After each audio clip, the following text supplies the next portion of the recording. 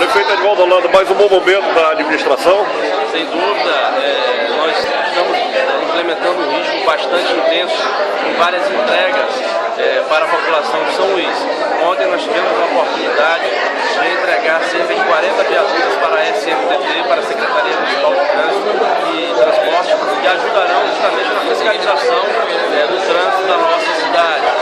Hoje, aqui na região do Curu, podendo entregar para a população desta região uma unidade de saúde totalmente reformada. A unidade de saúde tem uma história longa. Ela foi inaugurada na década de 80 pelo então governo do estado à época.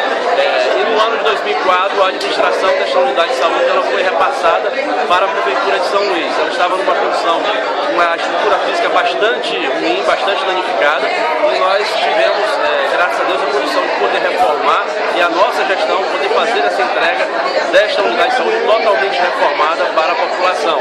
Nós teremos aqui 4 equipes da Estratégia da Família e uma novidade, um serviço de acupuntura. Nós teremos um profissional que irá poder servir a população na área de acupuntura. As pessoas poderão ser atendidas nessa área. Nós temos ao longo dos próximos meses também outras entregas de outras unidades de saúde para a cidade de São Luís.